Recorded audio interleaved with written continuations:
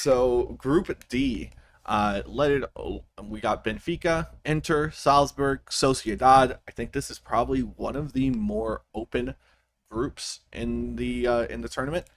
Mhm. Um, Benfica, known for their fantastic crop of young players, one of the best recruiting teams in Portugal, but also a couple of big names up at the top along with that, including Portugal's own Antonio Silva, one of the best young center backs on planet Earth.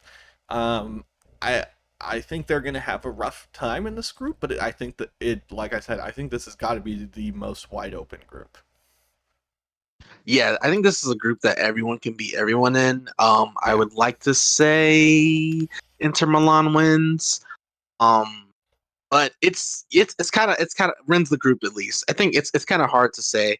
Yeah. But yeah, with Benfica, they're really good in the UCL. They're really good in Europe. I think they made it relatively high last year, if I wasn't mistaken.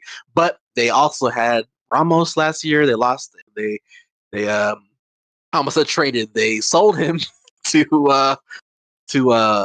whatchamacallit, PSG. PSG. Oh, a loan transfer. Yeah. So Yeah, it was a it's buyout. buyout. Got it. So yeah, it's Ramos is kind of the player I knew the most about. So because he was linked to United in the last summer, but Well, I these know guys always seem to be Grimaldo good. too. They let him walk for nothing. They did bring in a couple of big names, but I don't know a ton about the club. I just know that like I said, I know they have a lot of good young players. They have 11 members of national teams, so Right. that honestly might be one of their bigger holdbacks. Just because international play is going to wear on some of these guys. But yeah, I think this is going to be a fun team to watch. I think this is one of the more interesting groups. Yeah. Milan, or sorry, not Milan, Internazionale. How did he say it? Inter. Internationale. You I want to know. say I'm it? trying to think of how Jamie said it. Internazionale. Yeah, that Uh, was hilarious.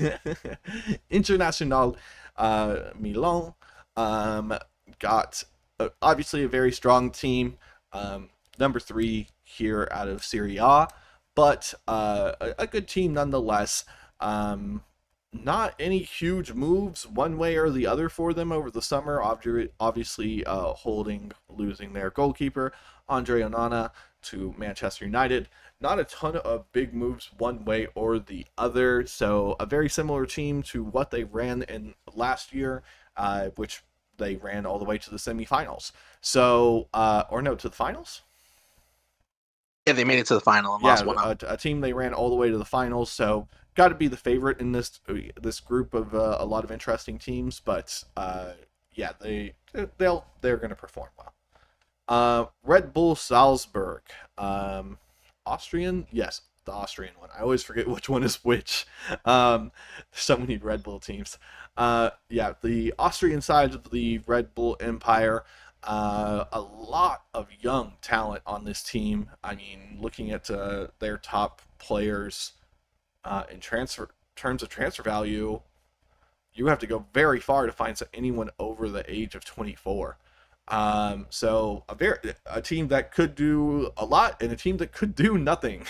These guys they're going to get some of their first continental experience for most of them, and it's an exciting team.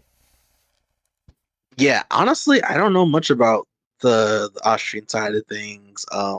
Yeah, and you're right. With the Red Bull, I kind of get confused. Yeah, like Salzburg, Leipzig. I'm like, which one is which? Yeah, I know Leipzig is the one that got absolutely demolished by City last year. So yeah, Yeah, I Leipzig is the German side, and then Salzburg exactly, is yeah, the Austrian side. And then of course there's also New York, and there's another Red Bull team I'm not thinking of. That yeah. I think they have Too many a Rebel sorry, I teams. think they're a Serie B team. I think they have a Serie B team as well. There might be another one. You know Um, how weird. You know how weird it would be if Salzburg and Leipzig played. yeah, right. It's like they wear the same uniforms, same sponsors. Yeah, that. Probably a lot of the same players too, or mm, former players on each side. But Yeah, that'd be funny. Yeah, so definitely an interesting team to watch. I'll make sure to catch one of their matches, and then probably the team that has the best chance at taking the number two spot in Real Sociedad, Kirian Tenri, probably the most key addition for them there this summer. Been performing very well at the left back role for them, putting in some very key matches. Um, and they're a team with a ton of Europe experience. Along their still a relatively young side, so barring injury, I kind of see them as the number two in this group. Yeah, and I think and they were a team that went relatively far in the Europa League last year, if I'm not mistaken. So Mm-hmm. even if they somehow got the third spot and didn't make it too far, they would have a good chance to get some silverware. Um, but yeah, I think these would be the guys who would be second as well. They perform relatively well in Liga, and they challenge some of the best in the world with Real Madrid and Barcelona every year. So they have a chance. So yep. So prediction for this group, I think we're both in agreement. Number one is going to be Inter. Um, Sociedad at number two. And then I just think that Salzburg is going to have a lot of struggles with the insane number of young players they have. So Benfica should be marching their way into Europa, uh, and Right. and uh, and and Red Bull, uh, better luck next Yeah. Yeah. year. I agree with you. Yep. All right, This is I think both of our first times like actually paying attention to who's in what every group and who's going to be pulling out.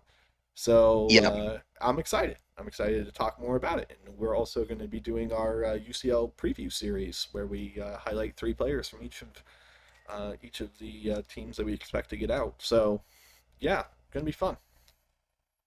Yeah, I'm really excited because, of course, last year I was watching the UCL. I watched Real Madrid versus City. I watched Real Madrid versus Liverpool.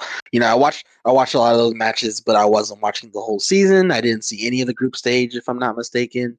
I was watching, of course, United in the Europa League, so I wasn't watching the Champions League. But yeah, that's how it was going for me last year, and now we're going to be paying attention from start to finish, and I'm really excited to see how it all plays out. Awesome. Well, thanks guys for watching. Make sure to subscribe if you haven't subscribed. Like the video, of course, and let us know what team you're most excited to watch in the UCL. Peace out, guys.